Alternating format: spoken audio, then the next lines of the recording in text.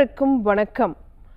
இனியவை என்ற நிகழ்ச்சியில் தொடர்ந்து நம்ம பெண்கள் சார்ந்த பல ஆரோக்கிய குறிப்புகளை பார்த்துட்டு வரங்க.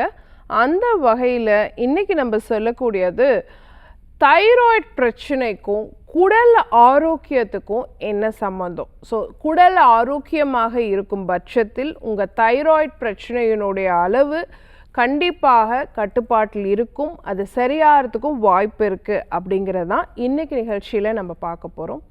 நான் doctor MS Usha Nandhini, Siddha physician, lotus women care hospital, இந்தியாவின் முதல் பெண்களுக்கான PCOS சித்த மருத்துவமனை, கோயம்புத்தூர், பெங்களூர் மற்றும் சென்னை.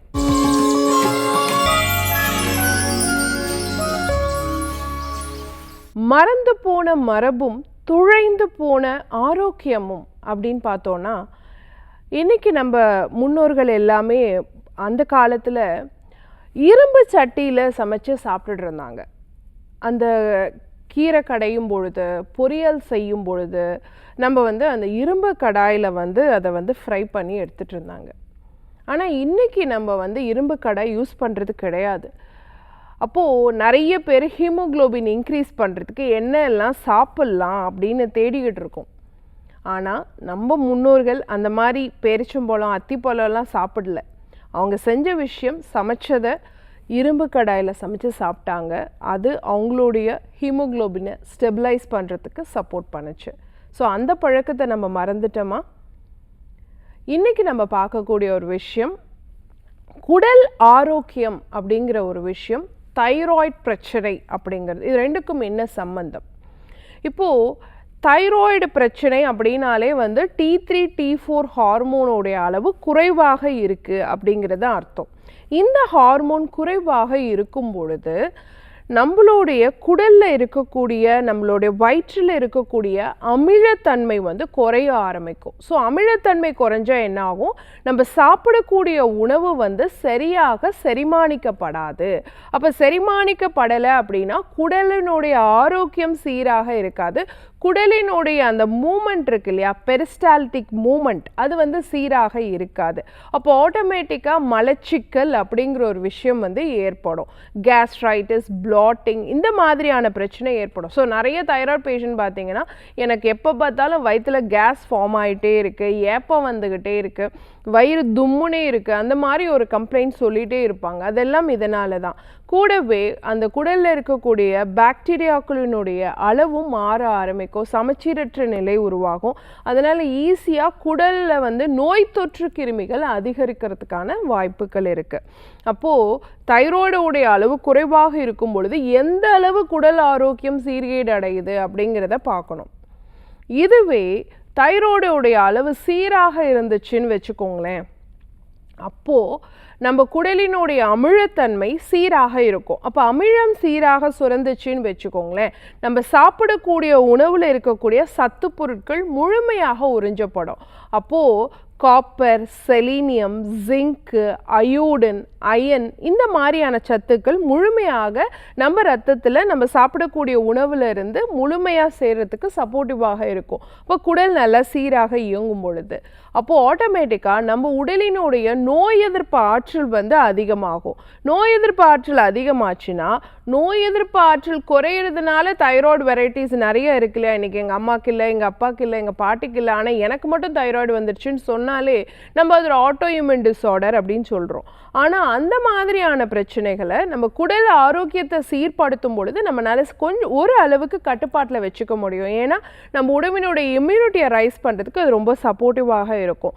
கூடவே உங்களுடைய குடல் ஆரோக்கியமாக இருக்கும் பட்சத்தில், தைராய்டோடைய அளவு சீராக இருக்கும் பட்சத்தில் உங்களுடைய கல்லீரல் நல்லபடியாக வேலை செய்ய ஆரம்பிக்கும். நிறைய பேத்துக்கு இந்த inactive form of thyroid T4 to T3 conversion நடக்காது. நிறைய பேருக்கு T4 மட்டும் ஹையாகவே இருக்கும். அந்த மாதிரியான பிரச்சனையெல்லாம் சரி பண்ணக்கூடிய நிலை குடல் ஆரோக்கியத்தை மேம்படுத்தும் பொழுது நமக்கு கிடைக்கும். அப்போது குடல் ஆரோக்கியமும் மேம்படணும், தைராய்டும் சரியாக இயங்கணும்னு வச்சுக்கோங்களேன். ஒரு சின்ன சின்ன விஷயங்களை நீங்கள் ஃபாலோ பண்ணலாம். டெய்லியுமே ஒரு டம்ளர் மோர் நீங்கள் எடுத்துகிட்டு வந்தீங்க அப்படின்னு சொன்னால் கண்டிப்பாக அது சப்போர்ட்டிவாக இருக்கும். கூட கூடவே அந்த மோரோட ஆலோவேரா ஜெல் இருக்கு இல்லையா, சோற்று கற்றாழையினுடைய மடல்களை பிளந்து உள்ளே இருக்கக்கூடிய அந்த சதைப்பற்றை எடுத்து ஒரு 7 தடவை புது தண்ணி விட்டு நல்லா கழுவிட்டு ஒரு 20 கிராம் ஜெல் எடுத்து கூட ஒரு டம்ளர் மோர் சேர்த்து அடித்து ஒரு ஜூஸ் மாதிரி நீங்கள் எடுத்துக்கிட்டீங்க, 11 o'clock போல் எடுத்துட்டீங்க அப்படின்னு சொன்னால் உங்களுடைய குடலினுடைய ஆரோக்கியமும் மேம்படும், தைராய்டு சுரப்பினுடைய அளவும் சீராக இருக்கிறதுக்கு வாய்ப்பு இருக்குது. காலையில் எந்திரிச்ச உடனே தைராய்டு மெடிசன் சாப்பிட்றீங்கிற பட்சத்தில் ஒரு மணி நேரம் கழித்து இஞ்சி இருக்கு இல்லையா, அது ஒரு சின்ன துண்டை அடித்து தோல் சீவிட்டு லைட்டாக தட்டிட்டு அது கூட ஒரு 1/4 ஸ்பூன் அளவு சீரகம் சேர்த்து கூட கொஞ்சம் புதினா சேர்த்து ஒரு டீ மாதிரி கொதிக்க வச்சு கருப்பட்டி போட்டு அதை எடுத்துகிட்டே வாங்களேன். உங்களுடைய ஜீரண மண்டலம் சீராக இயங்கும். அப்போ உங்களுக்கு பசி இருக்கும்.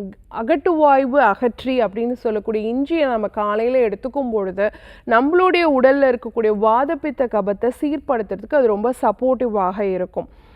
இரவு நேர பானமாக வர மல்லி இருக்கு இல்லைங்களா, அதை ஒரே ஒரு கைப்பிடி எடுத்து 1-2 தட்டிட்டு அது கூட 2 சிட்டிகை மஞ்சள் தூளும் 2 சிட்டிகை மிளகு தூளும் சேர்த்து ஒரு கஷாயம் மாதிரி கொதிக்க வச்சுட்டு ஃபில்டர் பண்ணி கருப்பட்டி போட்டு இரவு உணவுக்கு பிறகு எடுத்துட்டு வாங்க. இது உங்களுடைய தைராய்டு சுரபியும் சரி குடல் ஆரோக்கியத்தையும் சரி சீராக வச்சுக்கணும்.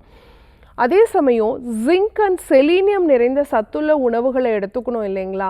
நீங்கள் சைவம் சாப்பிட்றவங்களாக இருக்கும் பட்சத்தில், வெஜிடேரியனாக இருக்கும் பட்சத்தில் முருங்கைக்கீரையோடைய சூப் அடிக்கடி எடுத்துகிட்டே வாங்க. அசைவம் சாப்பிட்றவங்களாக இருக்கும் பட்சத்தில் போன் ப்ரோத் அப்படின்னு சொல்லக்கூடிய எலும்பினுடைய சூப் அடிக்கடி சேர்த்துக்க பாருங்கள். ஸோ இந்த விஷயங்களெல்லாம் நீங்கள் செய்யும் பொழுது 2 விஷயத்தை நம்ம சரி பண்ணுறோம். ஒன்று, உங்கள் நோய் எதிர்ப்பாற்றலை சரிப்படுத்துறதன் மூலயமா உங்களுடைய குடல் ஆரோக்கியமும் சீராகுது, அதே சமயம் தைராய்டு சுரப்பும் ஆரோக்கியமாக இருக்கும். பயன்படுத்தி பாருங்க. இதே மாதிரி இன்னொரு ஆரோக்கிய குறிப்போடு நான் உங்களை சந்திக்கிறேன். இயற்கையோடு இணைவோம், ஆரோக்கியமாக இருப்போம், ஆனந்தமாக வாழ்வோம். நன்றி, வணக்கம்.